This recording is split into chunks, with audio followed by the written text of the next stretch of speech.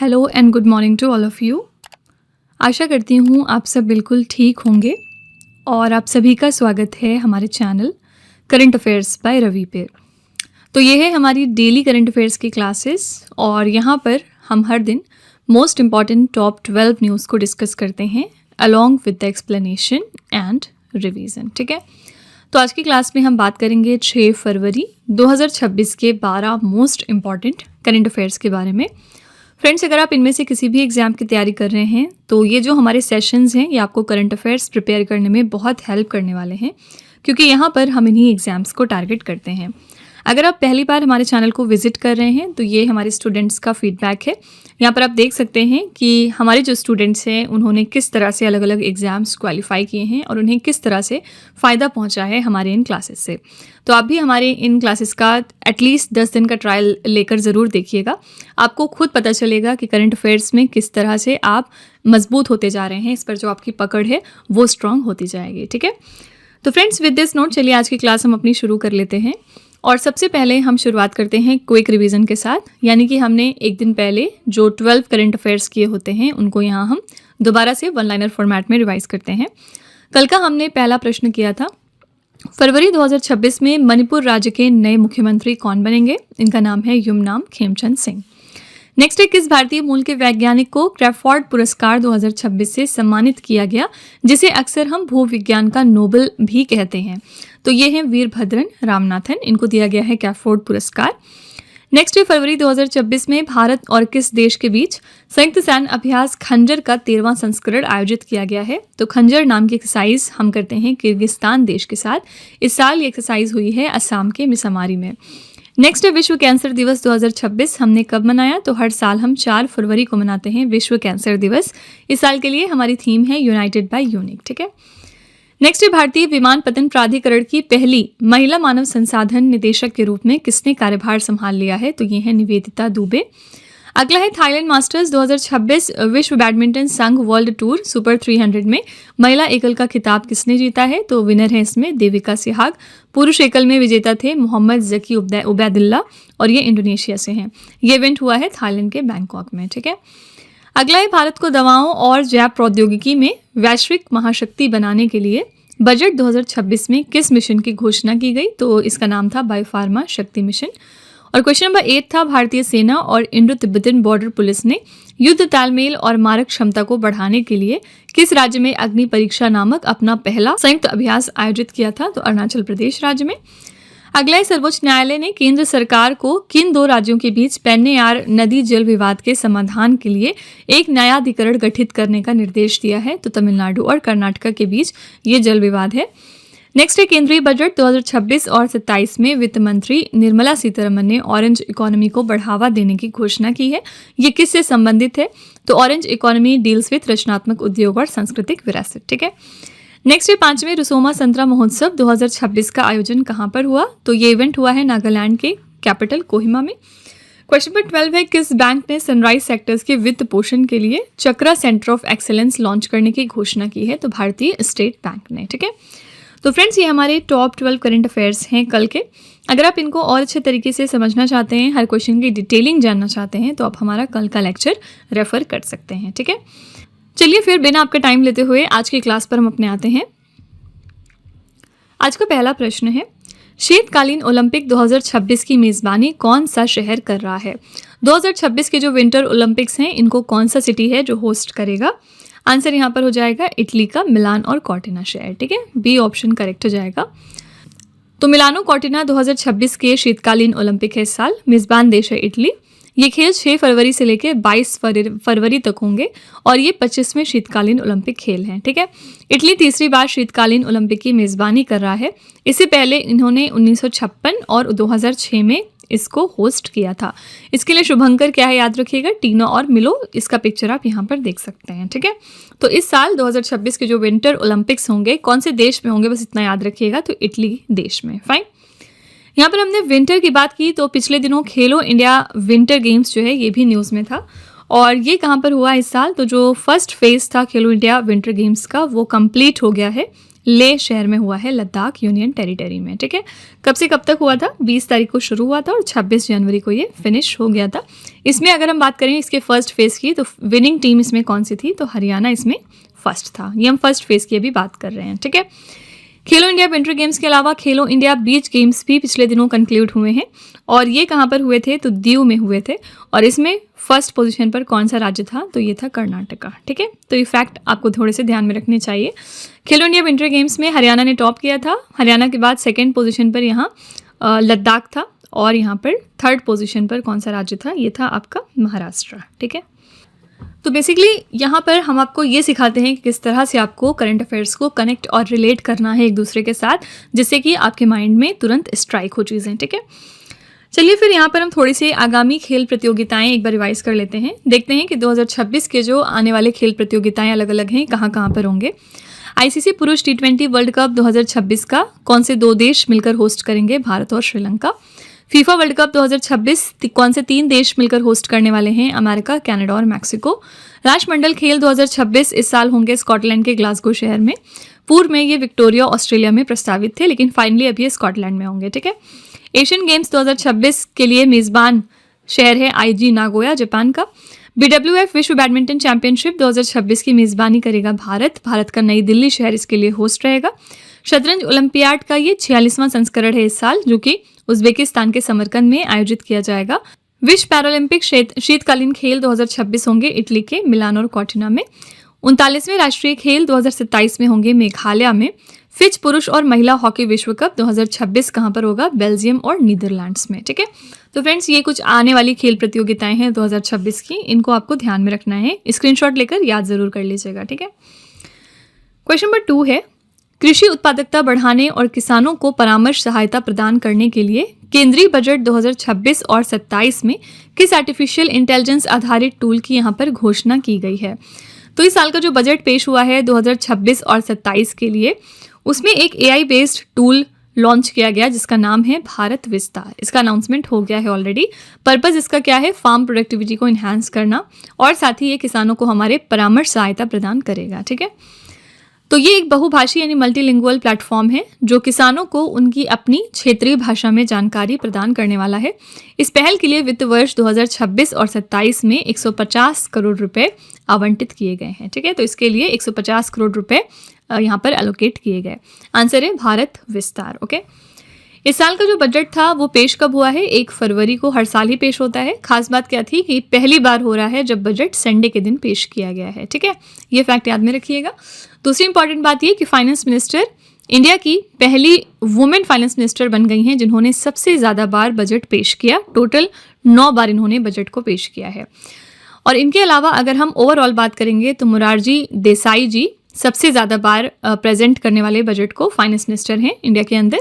इन्होंने टोटल यहाँ पर 10 बार बजट पेश किया है संसद में। ठीक है, और अगर महिला में बात करेंगे तो सबसे ज़्यादा बार बजट पेश करने वाली हमारी फाइनेंस मिनिस्टर बनी है निर्मला सीतारमन। इन्होंने 9वीं बार इस बार बजट पेश किया है। ठीक है, क्वेश्चन नंबर 3 है, फरवरी 2026 में मणिपुर राज्य की पहली महिला उप मुख्यमंत्री के रूप में किसने शपथ ली है?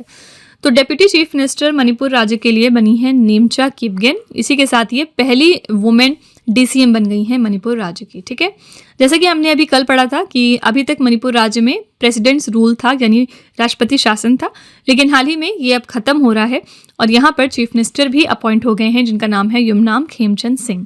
ठीक है, तो मणिपुर सरकार का नया गठन हो रहा है फरवरी 2026 में। मणिपुर में लगभग 1 साल से लागू राष्ट्रपति शासन को फाइनली हटाया जा रहा है और अब युमनाम खेमचंद सिंह जो हैं ये मणिपुर राज्य के नए मुख्यमंत्री बन रहे हैं।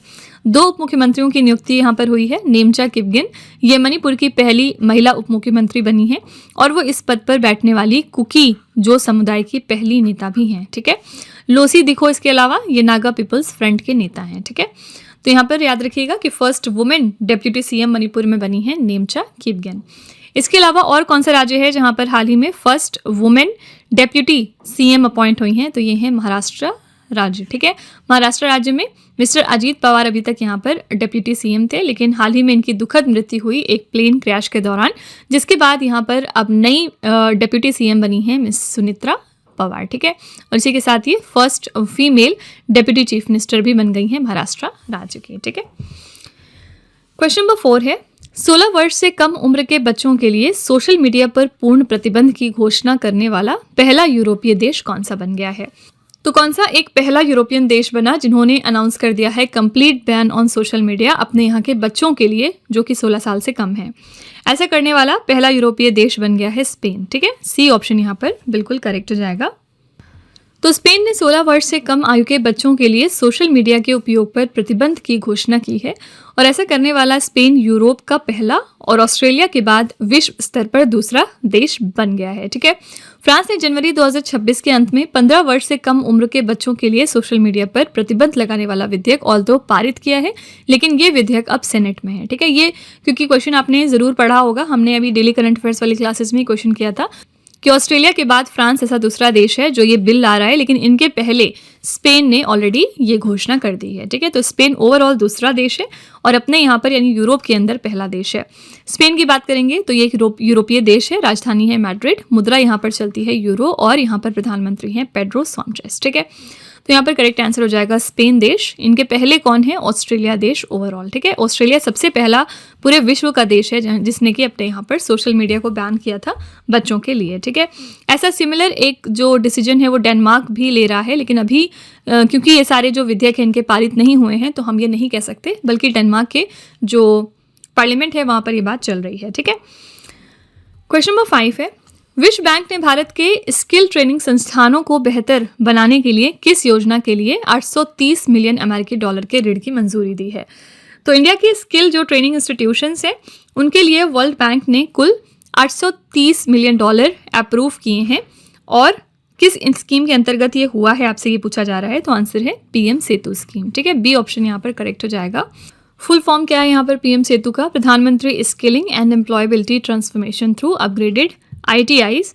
और इस पहल का उद्देश्य क्या है? तो औद्योगिक प्रशिक्षण संस्थानों और राष्ट्रीय कौशल प्रशिक्षण संस्थानों का आधुनिकीकरण यानी डिजिटल बनाना इनको। पीएम सेतु योजना जो है ये कब उद्घाटित हुआ था? 4 अक्टूबर 2025 को इसका उद्घाटन किया था प्रधानमंत्री मोदी जी ने। ठीक है, तो यहाँ पर पीएम सेतु की यहाँ पर बात हो रही है, बी ऑप्शन करेक्ट हो जाएगा। यहाँ पर हमने बात करी है वर्ल्ड बैंक की, तो वर्ल्ड बैंक का हेडक्वार्टर कहाँ पर है? वॉशिंगटन DC में है। और यहाँ पर एक और इम्पॉर्टेंट बॉडी का हेडक्वार्टर है जो कि है IMF यानी कि इंटरनेशनल मॉनेटरी फंड। ठीक है, क्वेश्चन नंबर 6 है, छोटे व्यापारियों को डिजिटल रूप से मजबूत बनाने के लिए किस राज्य सरकार ने पिलो AI ऐप को लॉन्च किया है?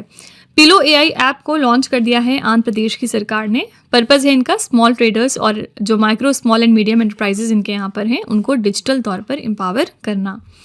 तो आंध्र प्रदेश के मुख्यमंत्री हैं एन चंद्रबाबू नायडू। इन्होंने पिलो AI नामक वॉइस आधारित बिलिंग और अकाउंटिंग ऐप लॉन्च कर दिया है। ये एप्लीकेशन उपयोगकर्ताओं को अपनी मातृभाषा में बोलकर इनवॉइस, लेन देन और रिपोर्ट प्रबंधित करने की सुविधा देता है। ठीक है, करेक्ट आंसर है डी ऑप्शन यहाँ पर आंध्र प्रदेश। आंध्र प्रदेश की हम बात कर रहे हैं तो यहाँ पर फिलहाल कैपिटल क्या है? तो आंध्र प्रदेश की कैपिटल है आपकी अमरावती। और यहाँ पर चीफ मिनिस्टर कौन है? हमने पीछे बात करी एन चंद्रबाबू नायडू। और यहाँ पर गवर्नर कौन है? तो मिस्टर S अब्दुल नज़ीर, ये फिलहाल यहाँ पर गवर्नर हैं। ठीक है, क्वेश्चन नंबर 7 है, फरवरी 2026 में भारतीय रेलवे ने भारत की पहली LNG diesel dual fuel diesel electric multiple unit train कहाँ पर शुरू की है? इंडिया की ये पहली LNG diesel dual fuel diesel electric multiple unit train है और इसका जो इनॉग्रेशन है वो हो गया है अहमदाबाद में। यहाँ से इंडियन रेलवेज ने इस ट्रेन को लॉन्च किया है। तो ये dual fuel demo train Ahmedabad स्थित साबरमती में शुरू की गई है। इस डुअल फ्यूल सिस्टम में लगभग 40% डीजल की जगह LNG का उपयोग होता है। LNG डीजल डुअल फ्यूल प्रणाली कई लाभ प्रदान करती है, जैसे कि कार्बन डाइऑक्साइड और नाइट्रोजन ऑक्साइड जैसे उत्सर्जनों में उल्लेखनीय कमी आती है और रेल मार्गों पर वायु गुणवत्ता में सुधार देखा जाता है। ठीक है, तो यहाँ पर इसका जो इनॉग्रेशन है वो हो गया है ए ऑप्शन अहमदाबाद में। यहाँ पर हम बात कर रहे हैं इंडियन रेलवेज़ की। तो इंडियन रेलवेज़ ने जनवरी 2026 में अपना हाईएस्ट सर्विसेज ऑनर किसको दिया है? इनका नाम है चंदना सिन्हा। ठीक है, याद रखिएगा ये इंडियन रेलवे का हाईएस्ट सर्विस ऑनर है और जनवरी 2026 में इन्होंने प्रेजेंट किया है चंदना सिन्हा को। ठीक है, क्वेश्चन नंबर 8 है, दुनिया का पहला व्यावसायिक अंतरिक्ष स्टेशन हेवन 1 किस निजी कंपनी ने विकसित किया है जिसे 2027 में लॉन्च किया जाएगा? ये दुनिया का पहला कमर्शियल स्पेस स्टेशन है हेवन 1 और इसको 2027 में लॉन्च करे जाने की बात हो रही है। किसने इसको डेवलप किया है कौन सी प्राइवेट कंपनी ने? तो आंसर हो जाएगा वास्ट स्पेस कंपनी ने। ठीक है, बी ऑप्शन करेक्ट है। दुनिया का ये पहला वाणिज्यिक अंतरिक्ष स्टेशन है, इसका नाम है हेवन 1। अमेरिकी एरोस्पेस कंपनी वास्ट स्पेस ने इसको विकसित किया है।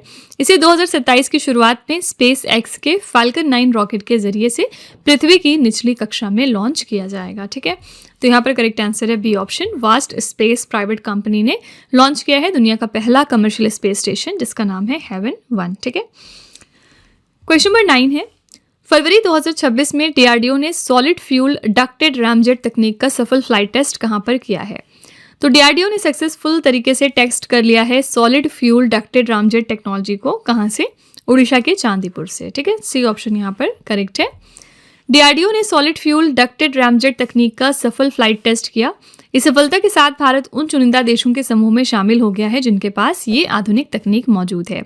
ये जो तकनीक है लंबी दूरी की हवा से हवा में मार करने वाली मिसाइलें बनाने में मदद करती है, यानी एयर टू एयर जो हमारी मिसाइल्स होती हैं उनकी बात हो रही है। डीआरडीओ के बारे में कुछ फैक्ट्स देखते हैं। इसकी स्थापना हुई थी 1958 में। मुख्यालय इसका नई दिल्ली में है। इसका आदर्श वाक्य है बलद से मूलम विज्ञानम और इसके अध्यक्ष हैं समीर वी कामत। ठीक है, तो यहाँ पर करेक्ट आंसर हो जाएगा सी ऑप्शन, उड़ीसा के चांदीपुर से इसको सक्सेसफुल तरीके से टेस्ट कर लिया गया है। पिछले दिनों हमने K4 बैलिस्टिक मिसाइल की भी बात की थी। जो K4 हमारा मिसाइल है, याद रखिएगा ये बैलिस्टिक मिसाइल है। पहली बात तो कई बार एग्जाम में सिर्फ ये पूछ लिया जाता है कि K4 कैसा मिसाइल है, ये हाइपरसोनिक मिसाइल है या फिर बैलिस्टिक मिसाइल है। और दूसरी इंपॉर्टेंट बात यह है कि हमने इसको किस चीज़ से टेस्ट किया था, कौन से शिप से? तो INS अरिघाट से हमने इसको टेस्ट किया था। ठीक है, ये भी क्वेश्चन आपको यह ध्यान में रखना है। क्वेश्चन नंबर 10 है, फरवरी 2026 में विश्व सरकार शिखर सम्मेलन 2026 कहां पर आयोजित हुआ है? वर्ल्ड गवर्नमेंट समिट 2026 को ऑर्गेनाइज किया गया इस साल यूएई के दुबई में। ठीक है, सी ऑप्शन करेक्ट हो जाएगा। विश्व सरकार शिखर सम्मेलन प्रतिवर्ष दुबई में आयोजित किया जाता है और इस सम्मेलन में आर्टिफिशियल इंटेलिजेंस, जलवायु परिवर्तन, वैश्विक अर्थव्यवस्था और भविष्य के शासन मॉडल पर ध्यान केंद्रित किया गया। थीम क्या रखी गई थी इस साल के लिए? भविष्य की सरकारों को आकार देना, यानी कि शेपिंग द फ्यूचर गवर्नमेंट्स। ठीक है, तो हर साल ये दुबई में ऑर्गेनाइज होता है ये इवेंट। ओके, क्वेश्चन नंबर 11 है, स्वच्छता पखवाड़ा पुरस्कार 2025 में किस बंदरगाह ने प्रथम पुरस्कार जीता है? स्वच्छता पखवाड़ा अवार्ड्स 2025 के अनाउंस हो गए हैं और इसमें फर्स्ट प्राइज मिला है पारादीप पोर्ट को। ठीक है, बी ऑप्शन करेक्ट हो जाएगा। पारादीप बंदरगाह को यह सम्मान स्वच्छता, स्थिरता और सामुदायिक भागीदारी में उसके उत्कृष्ट प्रदर्शन के लिए दिया गया। ये पुरस्कार नई दिल्ली में आयोजित एक समारोह में केंद्रीय पतन, पोत परिवहन और जलमार्ग मंत्री सर्बानंद सोनोवाल ने प्रदान किया था। पारादीप बंदरगाह उड़ीसा के जगतसिंहपुर जिले में स्थित है। ठीक है, तो लोकेशन याद रखिएगा, पारादीप पोर्ट आपका कहाँ पर है? उड़ीसा राज्य में है। और सारे पोर्ट की यहाँ पर बात करें तो दीनदयाल पोर्ट जो है इसको पहले कांडला पोर्ट के नाम से भी जाना जाता था और ये है आपका गुजरात राज्य में। कोचीन पोर्ट की बात करेंगे तो ये केरला में है। और जवाहरलाल नेहरू पोर्ट जिसको आप नावा शेवा पोर्ट के नाम से भी जानते हैं, ये कहाँ पर है? ये महाराष्ट्र राज्य में है। ठीक है, तो फिलहाल यहाँ पर आंसर है बी ऑप्शन, पारादीप पोर्ट जो कि उड़ीसा में है। क्वेश्चन नंबर 12 है, फरवरी 2026 में रक्षा मंत्रालय ने किस कंपनी को मिनी रत्न कैटेगरी 1 का दर्जा दिया है? तो कौन सी कंपनी है जिसको मिनी रत्न कैटेगरी 1 का स्टेटस मिल गया है मिनिस्ट्री ऑफ डिफेंस के द्वारा? आंसर यहाँ पर हो जाएगा यंत्र इंडिया लिमिटेड। ठीक है, सी ऑप्शन करेक्ट है। रक्षा मंत्री राजनाथ सिंह ने रक्षा सार्वजनिक क्षेत्र उपक्रम यंत्र इंडिया लिमिटेड को मिनी रत्न श्रेणी 1 का दर्जा देने की मंजूरी दे दी है। इस दर्जे के मुख्य लाभ क्या हैं? अब कंपनी का बोर्ड नए प्रोजेक्ट्स, आधुनिकीकरण और उपकरणों की खरीद के लिए 500 करोड़ रुपए तक के पूंजीगत व्यय को बिना सरकारी मंजूरी के स्वीकृत कर सकता है। यंत्र इंडिया लिमिटेड का जो गठन है वो हुआ था 1 अक्टूबर 2021 को। ठीक है, तो फाइनली यंत्र इंडिया लिमिटेड जो है ये हम बन गई है हमारी मिनी रत्न कंपनी। फाइन, मिनी रत्न कंपनी की बात करेंगे तो अक्टूबर 2025 में एक और हमारी कंपनी है जिसको मिनी रत्न का स्टेटस मिला था और ये कौन सी कंपनी है? इसका नाम है हिंदुस्तान शिपयार्ड लिमिटेड। ठीक है, ये भी हमारी अब मिनी रत्न कंपनी बन गई है। तो फ्रेंड्स, ये थे आज के हमारे top 12 current affairs. I really hope कि आपको ये सारे क्वेश्चंस हमारे समझ में आ गए होंगे अच्छे तरीके से। आपको कोई भी कंफ्यूजन है तो आप कमेंट में पूछ सकते हैं। ठीक है, चलिए फिर आपके टेस्ट पर चलते हैं। लास्ट में हम आपके लिए 3 क्वेश्चन का एक छोटा सा टेस्ट रखते हैं ताकि आप खुद को एनालाइज कर सकें और ये देख सकें कि आपने कितना पढ़ा, कितना समझा। आज का पहला प्रश्न है आपके लिए, फरवरी 2026 में मणिपुर की पहली महिला उप मुख्यमंत्री के रूप में किसने शपथ ली है? दूसरा प्रश्न है 16 वर्ष से कम उम्र के बच्चों के लिए सोशल मीडिया पर पूर्ण प्रतिबंध की घोषणा करने वाला पहला यूरोपीय देश कौन सा बन गया है। और तीसरा प्रश्न है स्वच्छता पखवाड़ा पुरस्कार 2025 में किस बंदरगाह ने प्रथम पुरस्कार जीता है। तो फ्रेंड्स, ये 3 क्वेश्चंस आपके लिए हैं एज अ होमवर्क। इनका जवाब आपको कमेंट में जाके लिखना है। और इसी के साथ हमारी क्लास यहाँ पर एंड होती है। आई रियली होप कि आपको ये हमारी क्लास पसंद आई होगी। अपना फीडबैक आप कमेंट में ज़रूर लिख दीजिएगा कि आपको क्लास कैसी लगी। इन केस कोई सजेशन है तो आप वो भी कमेंट में लिख सकते हैं। तो फ्रेंड्स, इसी तरह के बेस्ट क्वालिटी कंटेंट और अच्छी प्रिपरेशन के लिए हमारे चैनल के साथ जुड़े रहिए। मिलते हैं अगली क्लास में एक और इम्पॉर्टेंट टॉपिक के साथ। Till then stay tuned. Thank you so much for watching. Also don't forget to like, share and subscribe our channel.